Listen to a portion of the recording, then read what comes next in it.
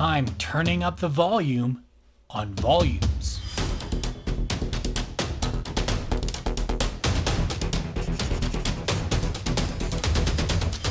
One of the things I still struggle with is lights and volumes.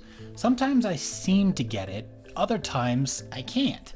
But there is a way we can figure it out before painting the model at all, and that's with a sketch. So in this video, we're going to explore the ideas of sketching, lights, and volumes. Robot Legions has a few good candidates out this month from one-page rules to try this out on. First, to explore the definition and differences of volumes, I'm going to use a few of these robot swarms to really showcase what I'll be talking about. But once we get that out of the way, it'll be time to apply what I learn by sketching it into the Nanobot Wraith Shard, a really nice model that I absolutely want to get things right on.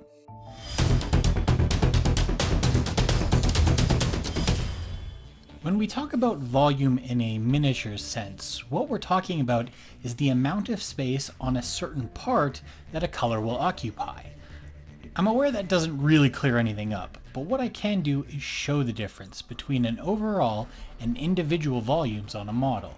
So here I have two bot swarms. I'll be painting them both with the exact same colors and techniques, but I'll be changing the volumes between them. In one, each bot is going to get its own volumes. In the other, I'll be painting them as an overall whole.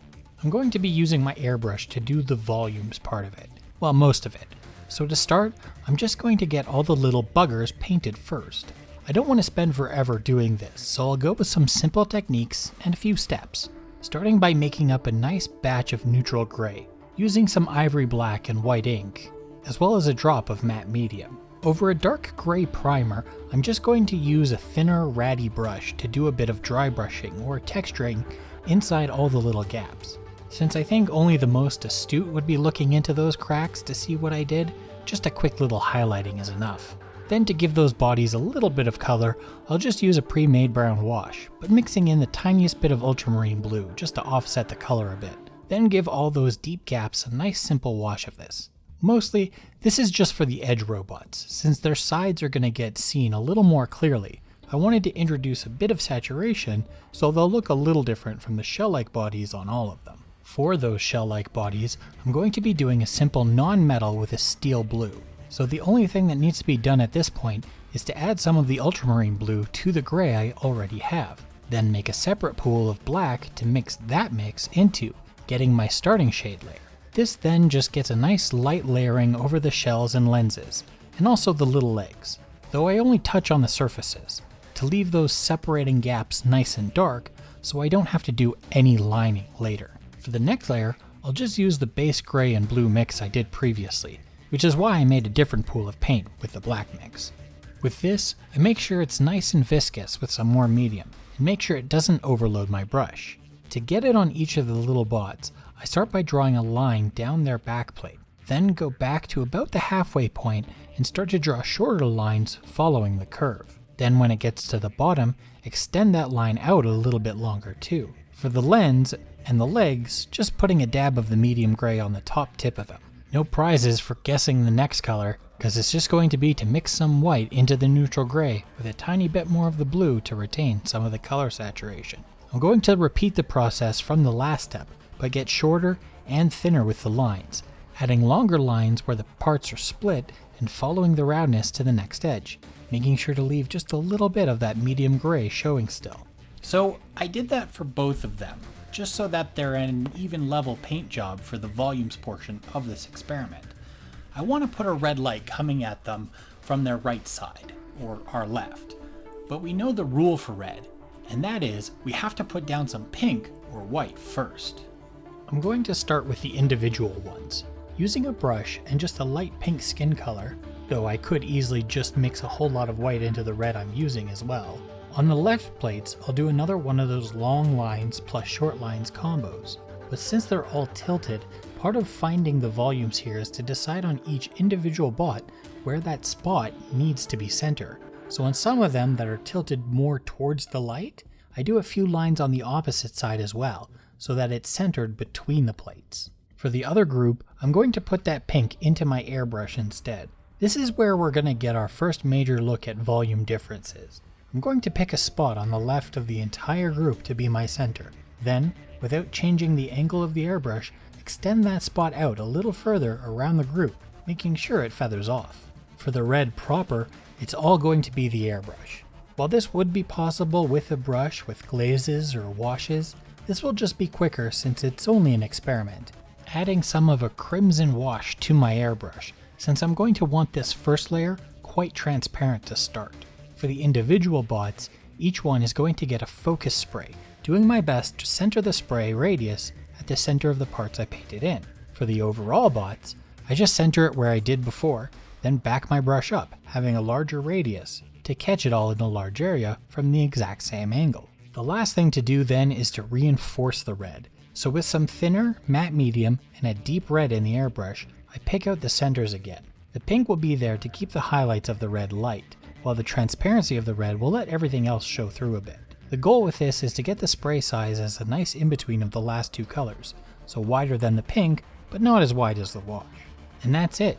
Now we have little spider bots with a red light focused on them. So side by side we can discuss what I mean by volume.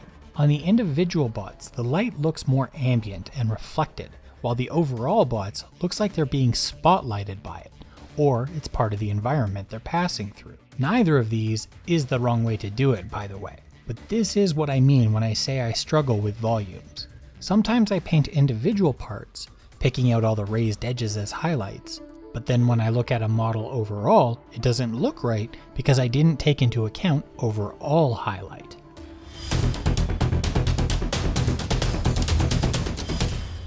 The good news is that there are actually ways we can figure out our volumes before putting down any precious pigments, and that's with a sketch. Some of us do that already without realizing it, because a zenithal prime is essentially an ambient light volume sketch, figuring out the difference between lights and darks from a zenithal light. But there are ways we can refine those sketches even further. I want to do a good job on this wraith shard, but it's quite a large model, which means multiple volumes spread out over the whole figure. So to do a sketch, like with a zenithal, I'm going to use a gray primer over black, and I'll even start it the same way by using my airbrush. Using the gray primer to pick out spots I know I want to be light in an overall sense. Going with my tried and true right shoulder light, I'll pick out a few of the brightest points from that angle. His head, his chest, his legs and arms. The thing I'll be a little different with is the relic on his back, since from this angle, his head would be casting a shadow on the opposite side, even though I can see it from this angle with the airbrush. Instead, I'll get just the tips from overhead. Then with my brush, I can go in and find all the highlights that extend out from those light points. So like on the chest here, it's nice and bright on top, but now I want to sketch in where the light might reflect off lower parts and how far I want those to extend. This is just about volumes, so I have to decide where my light is actually going to get cut off as well, deciding what angle is just too low to get any of this light. If there are some razor edges, like on his head here, we can sketch in how the non-metal metal reflections might work as well. Something like this will help visualize where you want to focus the light on a blade and make sure the reflections are going on the right surface. And if it looks like too much or something's wrong with it, we can come back in with some black to fix those mistakes now, so we're not making them with blends that take way more time to fix. Now I can just go around the model with a point on my brush and some paint in the bristles to pick out anything I feel needs a line of reflection.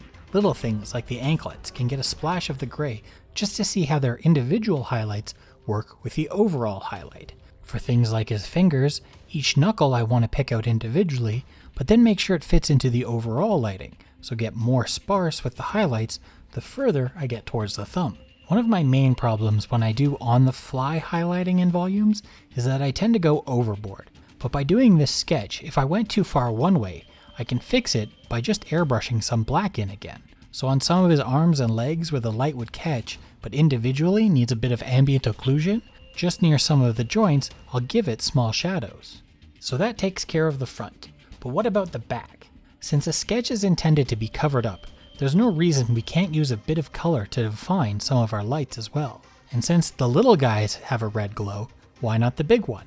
Adding some of my red to the airbrush, I'll give it a zenithal of this color, Now, red on black isn't going to show up all that bright, but it's not like it's not going to show up at all. So I'll get to see the look and color I'm after, but not have to worry about the underlayer.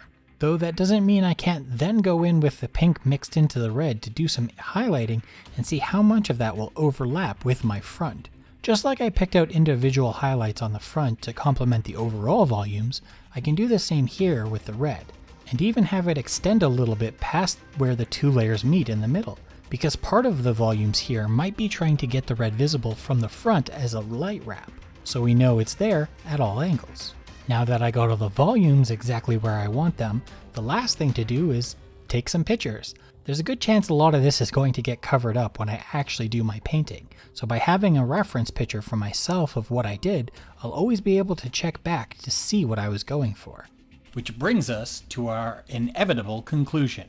How exactly do we paint over the sketch to get a finished model? I'll use the same colors I was using before with the little bots to do the body of the Wraith.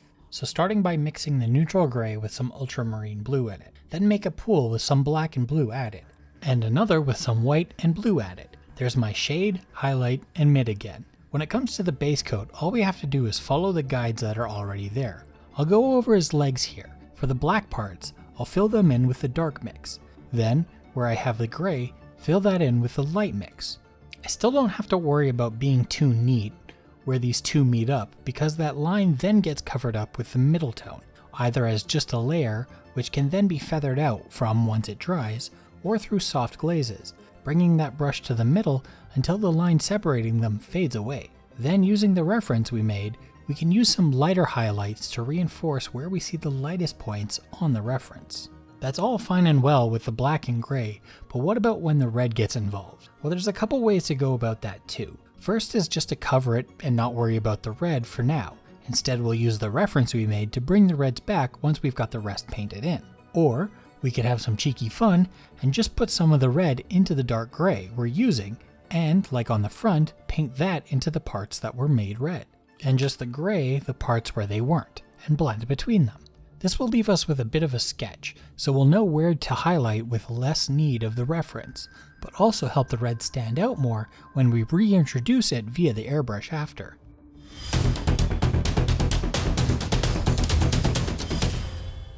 The hardest part for me when getting volumes right is always looking at a model as an overall object versus just highlighting the high parts and shading the low parts. In real life, even light areas have highlights and shadowy areas have shadows. That's not to say that's how you'd have to paint a miniature to make it look good. Plenty of top tier painters purposefully don't paint with wide volumes, simply because sometimes they only look good from one angle. But it's still an important thing to know so you can achieve the mood and atmosphere for your model that you're looking for. Please subscribe if you'd like to see more videos like this one, or just other fun things to do with painting miniatures. And until next time, enjoy your own painting journey.